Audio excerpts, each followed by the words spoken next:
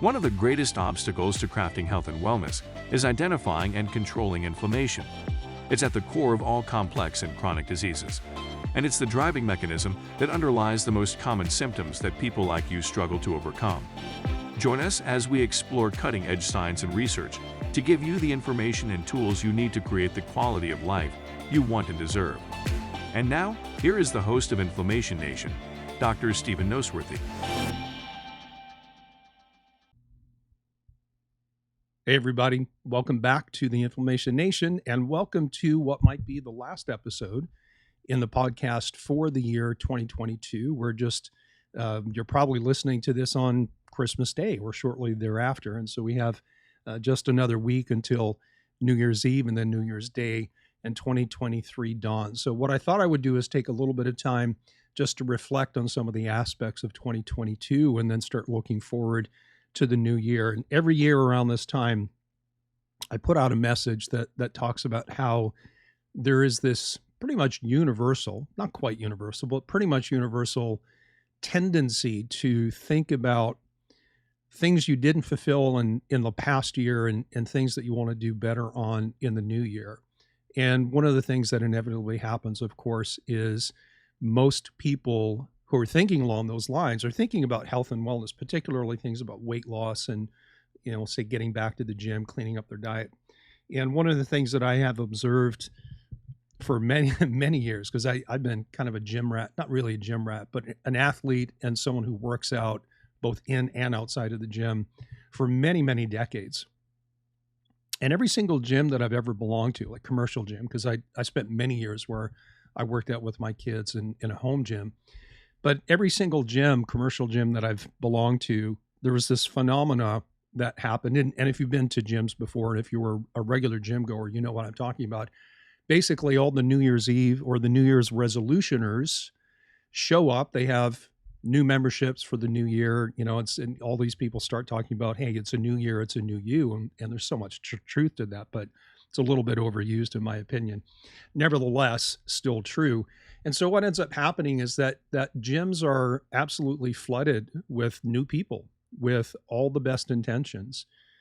And one of the things that inevitably happens is that whether it's a couple of weeks or a couple of months or several months after January 1st, after that first workout or the first day of your diet in that year, people start falling away. And so the crowds in the gyms will begin to dwindle. The number of people who are sticking to their diet will begin to dwindle. And again, every gym that I've ever joined and belonged to for more than a few months at a time, because we do tend to travel quite a bit, is that, say by June, it's still the old guard, the old members who are always consistent and committed, plus maybe a handful of others that made it through the attrition process that we inevitably see in the first 3 months of any new year. And so I'm going to encourage you not to be that statistic. I don't know what the exact numbers are, but it's quite noticeable. And again, if you've been going to a gym for a long time and sticking it out, you know exactly what I mean. Like you go to the gym, you can't get a machine, you can't get a space to do the things that you want to do. All you have to do is wait a few weeks or a few months, and all of a sudden it's all available to you again because there's fewer people. And to be honest, these big box commercial gyms kind of rely on people having the best of intentions, and they sell more memberships than they can actually house people at any given time for, safety matters and so on. And so they count on people buying memberships and then dropping off and never showing up. That's part of their business model. And I'm not here to judge that, because everybody needs an opportunity to make good on their promises. And so my question to you is, as you think back about 2022, where do you stand in this relationship? Like, is 2023 really going to be different? Is January, February, March of 2023 going to be different than January, February, March of 2022? Or are you going to start things that you're not going to finish? Or are you truly resolved this time to make 2023 your year? Now, just kind of a little bit review. I actually, personally, I feel like I'm in better shape now than I was in January when we started. Now, part of that is because a little over a year ago, we were up in Canada for the summer, which is our tendency to go back and stay and visit with family. my side of the family. My wife is from Florida. And I've mentioned this a couple of times in episodes in the past, is that I injured my shoulder, or I should say I did something that set an old injury over the edge to the point where I eventually had to have surgery. And so the first half of 2022 was not a good 6 months for me, not at all. I was in a lot of pain from the injury itself. We were in Canada, and because I'm not part of the healthcare system there anymore, even though I'm still a citizen, I'm not a resident. I've been down here in the States since 1991 and been an official resident. They call it a resident alien with a green card since 1996. And this really is my home. I've spent more than half my life in the States. And so, yeah, I had a bad injury, but I couldn't see a doctor. I couldn't get an MRI, certainly couldn't get treatment or therapy. And I had to wait from the injury, which was somewhere around August, September of last year, until we came back in January of 2022. And it was only then that I was able to convince my orthopedist to schedule an MRI. And, as a result of the inactivity, because once you injure a major joint, whether that's a hip, a shoulder, a back, a knee, whatever, depending on the type of injury, it can really curtail all of your plans. And that's exactly what happened to me. And so, from month to month of inactivity, and some diet changes, a couple of pounds crept on. And by the time I had my surgery in April, I wasn't in the shape that I wanted to be in. I was unable to follow through with resolutions that I had because I had a very specific orthopedic injury that required surgery to fix.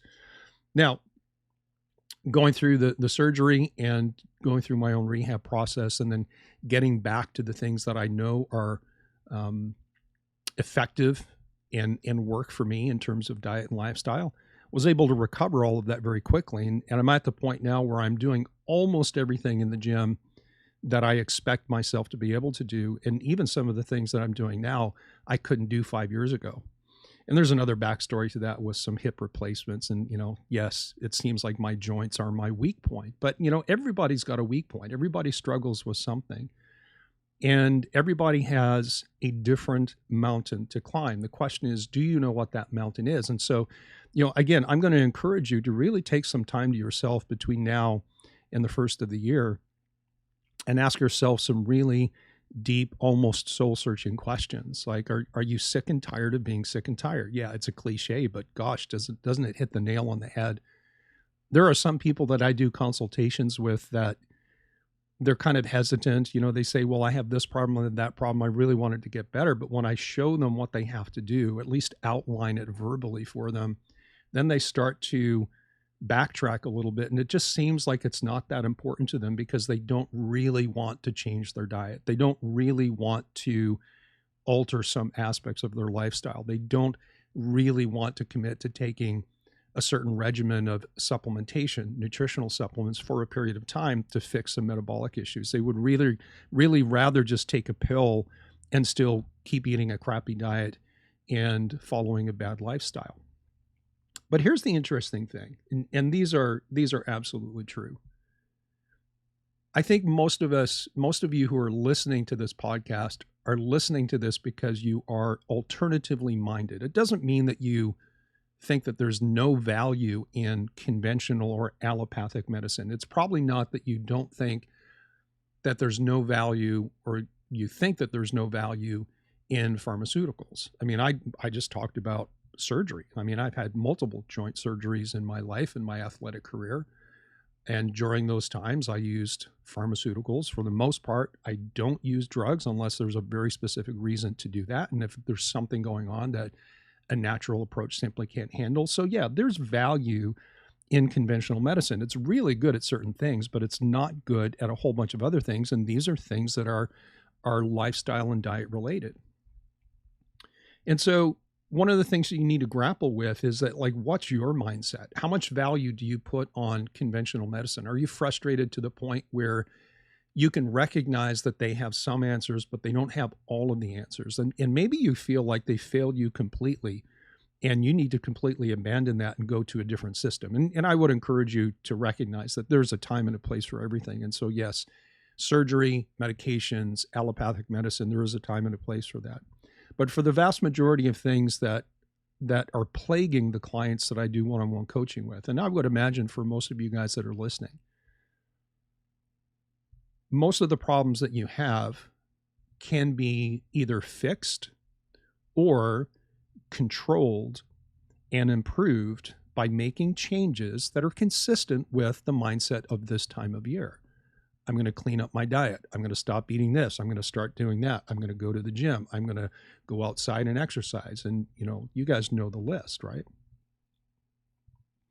And so medications typically are not going to overcome major faults in diet and lifestyle. They may give you symptomatic relief, but in the end, your abnormal physiology will win, which is why people as they age end up on more medications, decade after decade after decade. It's quite unusual in the conventional medical field to have someone in their, say, 70s who's not on any medications, or maybe just on one, like maybe just a low dose blood pressure medication. That's highly unusual. But this is the type of thing that we see in people who are really committed to what I call autonomous health, and that is being relatively independent of the conventional system and knowing how to take care of yourself. But knowing how to take care of yourself implies that you have a diet that's on point, that's tailored to you as an individual. It implies that you understand what your metabolic challenges, or I call them glitches, what your metabolic glitches are. Is it your hormones? Is it your gut? Is it your brain? Is it your blood sugar control? Is it your adrenals? Or is it fill in the blank with any major physiological system? And so just like you can't restore health with pharmaceutical medications. Maybe there's some exceptions to that, like, at some point using an appropriate antibiotic to get rid of an infection. That's not kind of stuff that I'm talking about. I'm talking about long-term health and wellness. You cannot create that with pharmacy. I would argue you can't create it with conventional medicine, because conventional medicine is about identifying and managing diseases, mostly with drugs and surgery. But on the flip side, and to be fair, you can't out-supplement a bad diet and lifestyle. Like if all you want is for someone like me to tell you what supplements to take, but you're not willing to clean up your diet and you're not willing to change your lifestyle, and let's assume that you haven't done that, you cannot out-supplement a bad diet and a bad lifestyle. Likewise, a good diet will only go so far if you haven't cleaned up your lifestyle, and if you're not taking supplements to help you control whatever metabolic challenges you have.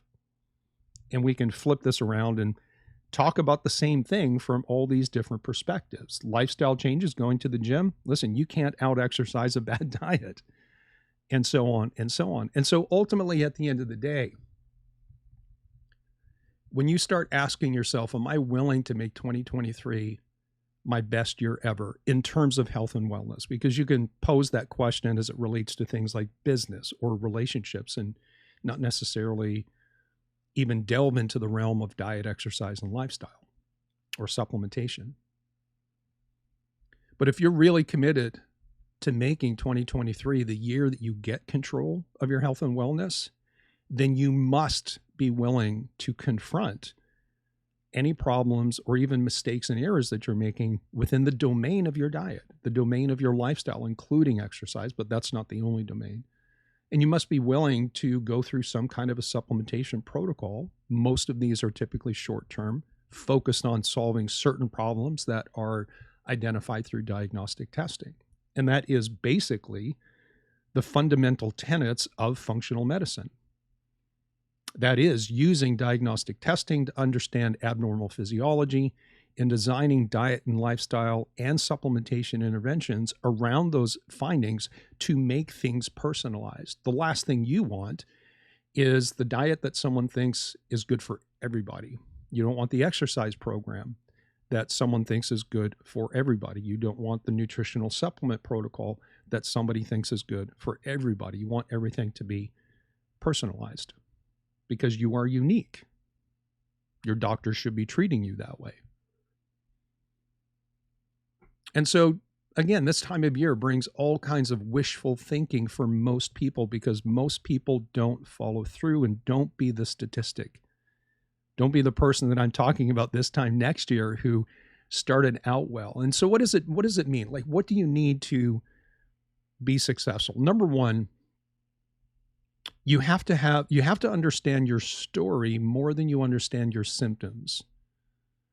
And what I mean by that is that it's one thing for someone to come to me and want one-on-one coaching to say, I'm tired and my joints hurt. Those are someone's symptoms. The story behind that is that the joint pain and fatigue is preventing them from playing with their children or socializing with their significant other and other couples. Maybe, and I hear this a lot from people who are at the stage where they have grandkids. Like I just want to be able to be the grandmother or grandfather that I really want to be, but I'm limited because my fatigue and my joint pain prevent me from doing that. And that's what I mean about understand your story. It's one thing to be able to list the symptoms that are plaguing you. It's another thing to make the connection as to what and how and why those symptoms are changing your quality of life. And that's really ultimately the goal. Sure, if someone tells me they're tired, I want them to not be tired. But I want them to not be tired so that they can do the things that the fatigue is preventing them from doing. Because ultimately, at the end of the day, having energy is great, but if you don't do something fulfilling with it, then what's the point of having energy?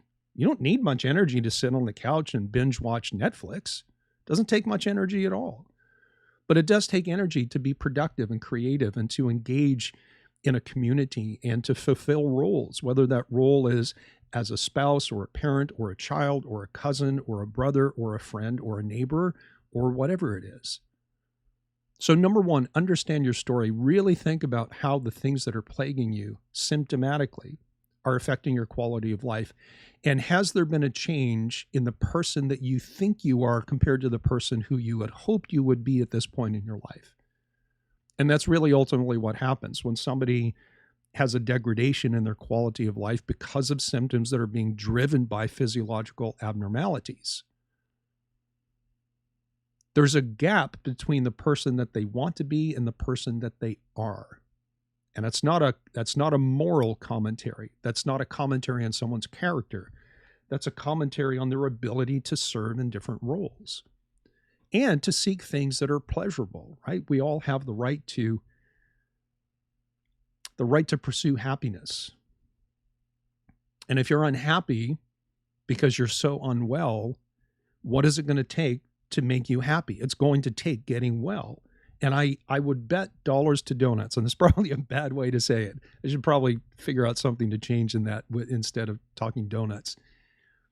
But I bet dollars to donuts, and I'll say it because it's the saying, that the answer to your happiness as it relates to health and wellness, if you feel bad and you are unwell, you have to consider that you don't have the right diet, you don't have the right lifestyle, and you have metabolic challenges that can only be revealed by appropriate diagnostic testing.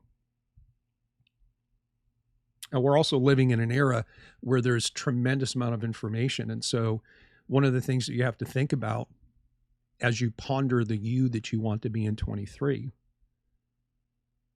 are you a doer or are you a learner? Because you don't have to know everything to make some good choices. And you certainly don't need to know everything if you're going to hire someone like me to guide you through your personal journey of recovery and transformation. But if you're a do-it-yourselfer, you need to know enough. But I'll listen, I talk to a lot of people who just want more information. And really, they're stuck in this. And I will admit that I am, in some parts of my life, I am very susceptible to this. I'm susceptible to the analysis paralysis. Like, I'm not ready to change my diet because I don't fully understand what the perfect diet is yet. Or I'm not ready to commit to going to the gym or going outside to exercise or finding some kind of active activity that I enjoy because I don't know enough about how it's going to impact my body or what kind of commitment. My point is this. You don't have to be the clinician. And again, if you're a do-it-yourselfer, that's great. But at some point, you have to pull the trigger and either do a program, not just learn, do it, or hire someone to help walk you through and keep you accountable. And that's the power of the type of one-on-one coaching that I do is that, I'll tell you that a lot of people that I work with in a one-on-one capacity know a lot of stuff about their body and about different systems. There are courses out there, and I have some of these on my website, right? I've got a thyroid course, a gut course, and detox course, and people take those, and then they just eventually call me and say, okay, I'd like to work one-on-one. And most of them have gone through the learning, but they realize they got to a point where just knowing more doesn't help them. Because again, at the end of the day, the changes and the transformation that you want to get in 2023 is going to come from doing and not just learning. Learning is great. It's fantastic. And across the board, the average new client that I take on as a one-on-one coaching client is far more better educated than clients that I started working with 10 years ago. Sometimes there's too much information. So ask yourself, are you in analysis paralysis? There's only one to break out of that one way, and that is make a choice. And it might be the wrong one, and that's okay, because this entire process of getting well cannot be accurately mapped out without having any deviations or corrections. In fact, when I take clients on and we start working together, I tell them ahead of time, like with all the stuff that we know, we're probably going to do X, Y, and Z, and we're going to do it in this order for this period of time. And I try to create for people like a mental framework so that they expect, or they know what we're focused on, and they know what to expect next. And I describe it as a flexible framework because I want to think 2 or 3 steps down the road, but I also need to be flexible enough that if something that I recommend to them isn't working, that we have the freedom to change that. And so listen, it's okay to make mistakes. It's okay to commit to and follow the wrong diet. Believe me, your body will tell you if you've made the good choice. It's okay to go to the gym and do something that's not appropriate for you, barring physical injury, because your body will tell you. Have you committed to doing too much, or are you doing too little? And even taking supplements. I mean, for crying out loud, there's hundreds, if not thousands, of different supplement options. And you can pick one supplement or one ingredient and realize that there are 100 different manufacturers that provide that for you that you have access to, but they're not all the same in terms of quality and efficiency. And so you might pick something that's either just barking up the wrong tree and it's not going to help you, or you might pick something that gives you some relief but not enough, or you may take something that sounds good on the surface and you get a negative response. What are you going to do? You do something. You can't just shrink back in fear. I'm afraid to do anything because I'm afraid of making a mistake. Well, guess what? That's going to happen. You're going to make mistakes, and that's okay. The question is, are you going to learn from it? I do remember earlier, very early on when I started this podcast, I talked about one of my favorite books from an author named John Maxwell. And the title of the book is Failing Forward, still one of my favorite books.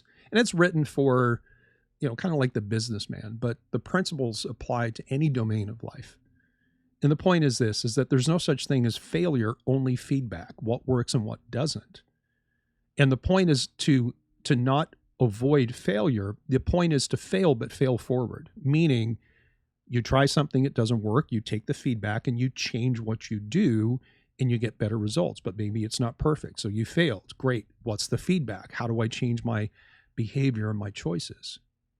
That applies to your diet. It applies to your lifestyle. It applies to your supplementation. It applies to the diagnostic test that you might want to run to figure out what the heck is going on with you. And it has a lot to do with whether or not you're going to get discouraged in the first few months of 2023. No matter what you choose to do, at some point, you may get discouraged because you're not getting the results you're looking for. Don't stop. Learn more and make different choices, or maybe hire someone to guide you, and that's okay. I feel like I'm up on my soapbox right now. I'm watching the clock and trying to keep this within 20 or 30 minutes. But, to be honest, this kind of stuff is really, I have a passion for this because I have been in a place where I have suffered with poor health. And again, going back through 2023, there was one episode where I talked about my own struggles with weight and with inflammation and with blood sugar control. So I'm not speaking from an ivory tower where I have never struggled with things that you struggle with. Now, of course, I don't know your situation, and you might have things that I have never struggled with. My point is, I have been in that place where you think, my gosh, is this going to be my life for the rest of my life? This is terrible. This is not how I want to live. And so you learn and you grow, you decide to do things, you do them, you make mistakes, you get the feedback, and you do better. But don't stop. The people who make it through to the end of 2023 and look back and accumulated a year of pursuing transformation, health, wellness, quality of life, and realize that they are closer to being the person that they know they should be, are the ones who didn't stop. They're not the ones who picked the right stuff right away. But they had this dogged, or will have had this dogged determination that no matter what comes, every day they're going to get up and they're going to make a good choice and they're going to do something rather than just simply learning or going back to bad habits because it's just easier. You know, just like there are some people, perhaps some listening now, who think, well, all that diet and lifestyle stuff is great. I don't know that I want to do it. Can't you just give me a pill, whether that's a supplement or a pharmaceutical? There are a lot of people who, after a couple of weeks of working out and maybe half modifying their diet, are going to realize that it's just easier, not better, it's just easier to go back to their old habits.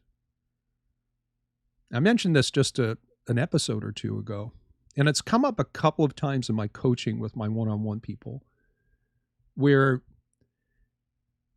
a lot of times people make mistakes in my programs, not because the program is wrong, it's because of the pull and the temptation of the old ways. And think of it this way. You've probably heard the term plasticity before. Plasticity is usually talked about in a positive sense in terms of learning, whether it's science and math, literature, throwing a baseball or riding a bike or playing a violin. It's all plasticity, right? Your brain learns how to do something and really ultimately never forgets. Well, plasticity has a potential downside that basically means that the things you practice over and over again are going to be the strongest pulls to your behavior. And so if you've followed a bad diet, like a standard American diet, for example, for a very long time, if you've practiced poor eating behaviors, whether that's the content of the food you eat or the circumstances under which you eat, the number of times that you cheat and treat yourself when you know you shouldn't, the stuff gets ingrained into your brain to the point where it becomes automatic. And unless you're on guard and intentionally fighting against those things, that old programming, which does not serve you, is going to win. And how do you overcome that? Well, you can't go in and erase it. It's not like there's a delete button for your history with a bad diet or your history of not being physically active or whatever. But there's an on button for new behaviors. And it takes time to establish new patterns. It takes time and it takes experience when the pull of the old ways rears its ugly head and you say no. That's one tick in the column of new programming. Every time that your old programming rears its ugly head and you cave, that's one tick in the column of who's going to win, the old program in that case. And so the only way to overcome bad habits is to doggedly pursue new ones. And again, they don't have to be perfect out of the gate, but you have to start somewhere. Well, for the sake of not wanting to repeat myself too much, here we are at the end of 2022. What's 2023 going to look like for you? What are you committed to? What are you going to do? Have you learned enough? What's your story? Do you understand why it's important to overcome your symptomatology? It's not just the symptoms. It's so that you can be the person that you know that you should be, doing the things that are meaningful in your life, whether it's for yourself or with and for other people. All right, an episode ago, I said that I wanted you to stay tuned for a Christmas Day message, a special message. And that special message is, listen, I believe in you. I believe in you. You're either going to do this yourself or you're going to reach out to someone, you're going to get some help. So that's special message number one. You can do this. It might take some time. You might slip up. That's okay. Fail forward. The second special announcement is, hey, Merry Christmas. It's a wonderful time of the year for most people. I understand that not everyone celebrates the holidays, whether that's because they just don't believe or they don't share that particular faith, or maybe the holidays are associated with something painful for you. I understand that. And if that's the case, then you have my condolences. But for most of us, the holidays are busy, but they're happy. And I really, from my family to yours, I truly wish you a Merry Christmas and a happy, prosperous, and healthy New Year. And if there's anything that I can do to help you along the way, whether that is covering certain topics in the podcast, you can send me an email. You can email me at podcast@drnoseworthy.com, podcast@drnoseworthy.com.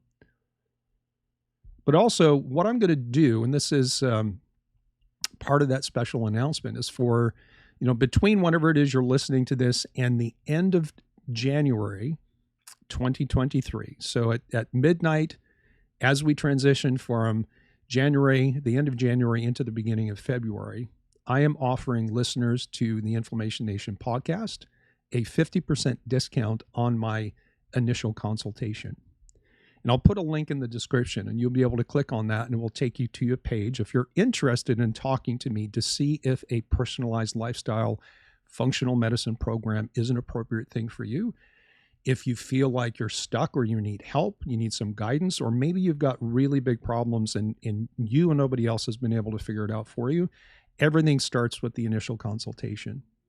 And so for the month of January 2023, and this offer ends at the end of 2023, all you have to do is click on the link in the episode description here, and that will take you a page and we can make that happen. As soon as you fill that out, I'll be happy to reach out to you and we can set a time where we can go through your history. We can talk about your symptoms. We can talk about your story.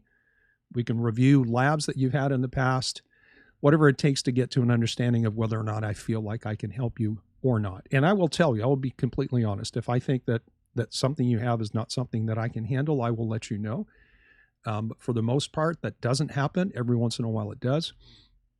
But generally at the end of the consultation, I'll give you some options. And the options are typically one of two different things. One is to do some additional diagnostics to get more clarity about where you are and what a personalized lifestyle program might look for you. But there are many cases where I'm pretty much know that by the time we've ended our initial consultation, I know what we're dealing with. We might need a few more details, but I might be ready to give you my recommendations about that personalized lifestyle program right then and there. But I'll lay it out for you and then you get to choose because this is your life. I'm only here to help. Well, listen, this has been a fantastic year and I really, truly appreciate all the love and the support that you guys have given me here at the Inflammation Nation podcast. You have my gratitude, not just for this year, but for the year coming. Again, Merry Christmas, Happy New Year, and we'll see you in 2023.